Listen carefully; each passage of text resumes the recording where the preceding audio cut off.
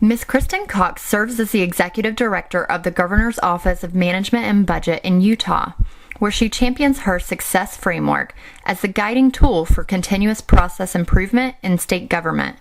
By integrating operational excellence with the state's management and budgeting practices, Ms. Cox and the GOMB team work closely with all cabinet agencies to achieve at least a 25% improvement in state government operations by January 2017 by focusing on quality, capacity, and cost.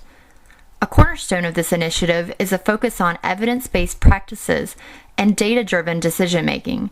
Ms. Cox was also appointed as the Executive Director of the Department of Workforce Services.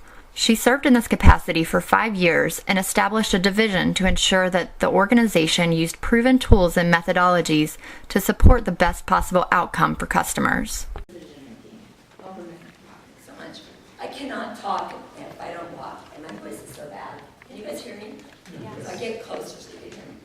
So I am the lowest common denominator here. So the good news is, if I can integrate evidence-based practices, anyone can. Because these guys up here are the experts in research, and I'm not. So that's the good news. And it even makes sense to me. I want to talk about two things because I come from a very different perspective. I can't believe I lost my voice today. I come from a very practical perspective. I used to run 2 cabinets, Department of Disabilities in Maryland under Governor Ehrlich, the Department of Workforce Services, then in the state of Utah, and have worked for 3 governors in total. And I'm on the ground, hand-to-hand combat with day-to-day operations. And taking theory into actual practical application is where the big divide is. And many of these guys have talked about that today. So I want to speak to those 2 things specifically and very practically. I talk about ownership and operationalizing it. So how do we get agencies to own it? How do we get it to operationalize it? And I used to actually work at the Federal Department of Education. I used to work here as an advocate on Capitol Hill. I've seen it from many perspectives, and at the federal level, I had a very different perspective than I do now, having worked in the state government and now for 3 governors. It's a very different world on the ground. And I think some of our basic federal structures just don't work for this kind of stuff to happen long term. I'll touch on quite a few of them and then go into ownership and operations. But one is, we talked a lot about grants and how exciting, and I'm not saying they don't work, but they're not sustainable. From a budget perspective, we see all the federal grants coming in. We see people get the grant, they use it for 3 years, the grant goes away, the program goes away. Because state budgets don't generally have the capacity to take up those kind of funds long term. So we see this in and out churn of programs because grants themselves aren't sustainable. So if we really want to create incentives through funds, we need to look at more sustainable ways for funding them. 2, as a state agency, I would interface with the federal agency, but primarily with the regional directors or the program directors. Rarely with the technical support provided to states around evidence-based practices. We ran over 100 different programs at Workforce Services, everything from Medicaid to TANF to food stamps and housing. All of our technical support from the feds came in a junction of compliance, policy compliance, and fiscal review. The integration of evidence-based practice into the type of technical assistance provided to the states was rare and uncommon. So there seems to be a disconnect at the federal level between the side of researchers and those interfacing with the state agencies. We would spend hundreds of hours developing state plans, each between 100 and 150 pages. We put out 1,000 pages a year in state plans. None of them had to speak to evidence-based practices. There is a big disconnect. Not that I'm not whining, I'm just saying it didn't always work. And then finally, a disconnect with the measures, and all of these guys have spoken to that. But very often, as a state agency head, the measures imposed to me by the feds were irrelevant to what I was doing on the ground. So we would create entire data systems so we could report our federal data, and then create our own state system for our own measures. Because I also had to go in front of the legislature, and guess who cabinet members are ultimately feel responsible to? Not the feds. The person who hires or fires them is the governor. Until you get the governors empowered and bought into this, there will continue to be a divide. Because the worst the feds can do, if I may be so candid, is put you on a corrective action plan. Right? What, I mean, really, how often do the feds pull the money back? So rarely.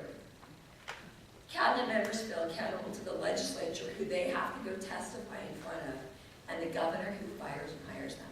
This has to become a state, local, you spoke to that movie so well, local-driven issue. That's where the sustainability comes. So, ownership, what are we doing at our level? Two things is we're rolling out a platform so that every agency will have to become social service environments, right? We work with 4 different kinds of environments: process protection environments, inventory control, project-based environments like IT, and then social services environments. All of those have to hit a 25% improvement by the end of this governor's administration. Do you think that's possible? Totally easy. If they focus on the right things, and I'll show you how. On social service environments, we're asking that they have to be certified so that they personally own it.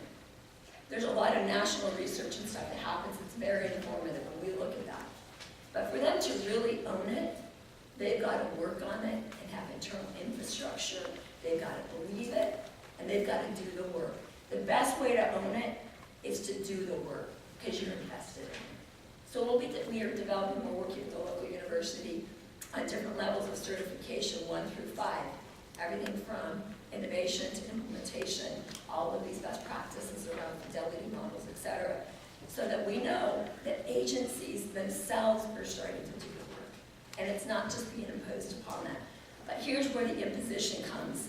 When they come forward for a budget request, guess what they have to have? Certification that their request around something is founded on evidence-based practice. We just finished the budget cycle and rolled out the governor's budget in December in preparation for the legislative session that starts in a couple weeks. Makes me sick to think about it. But as we got all of these budget requests, we had hundreds, and many of them were suicide prevention, early childhood intervention, health programs.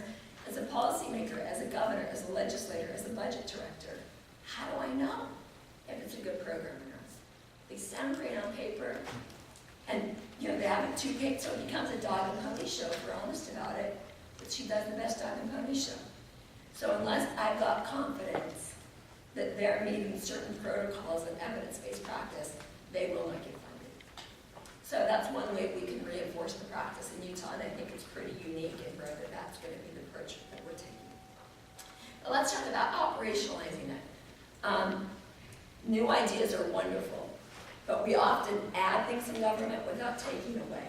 Have you ever experienced that? We just keep adding and we don't take away. And I'm going to talk about why sometimes the first thing we do with our agencies is we baseline them for their current performance.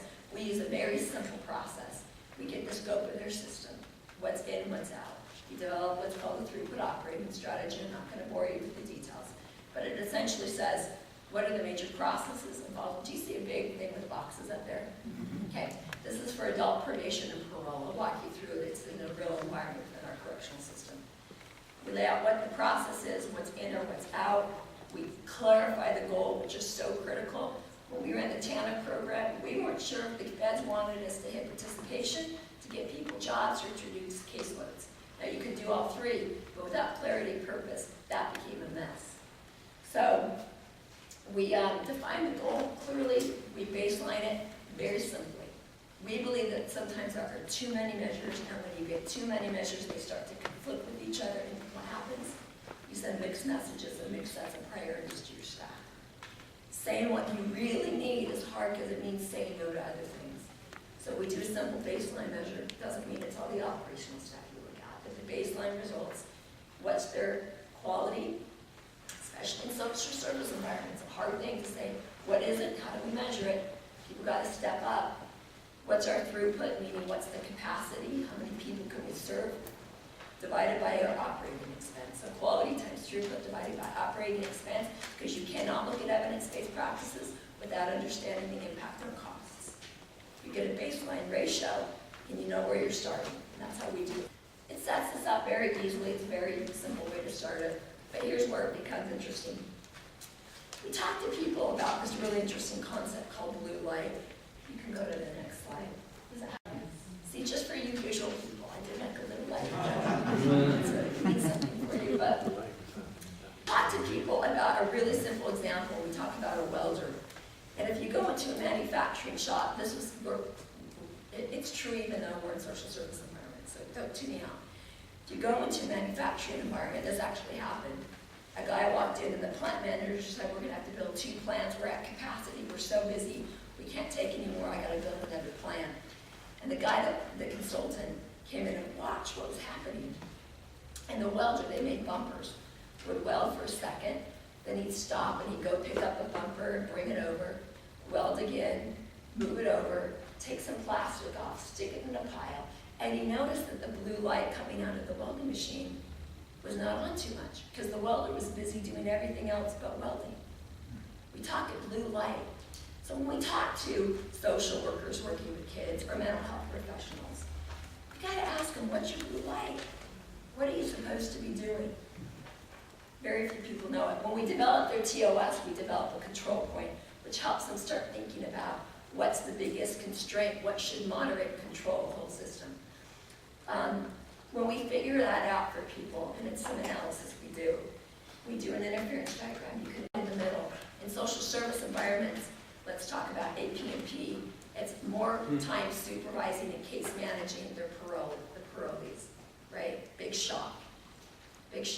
But do you see we put the blue line in the middle? Do you see all those lines coming out? Those are all the junk that's mucking around with their ability to do their job. Data reporting, too much data reporting, and too interference with other systems, courts, turnaround time issues with hiring new staff, lots of stuff.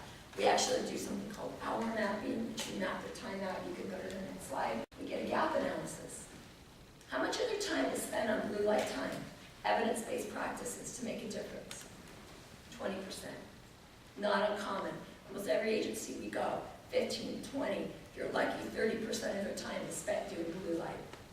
And in the case of social services environments, this environment here, evidence-based practices that reduce recidivism. And that's our goal.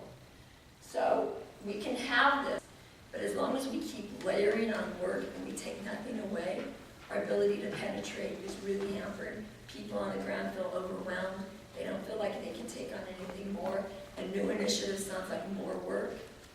We have to sell this as a way to get them to be smarter, do their work the right way, and take away all the junk that's not letting them do their stuff. Final thing about owning. So many of the funds around research are really happening at the federal level.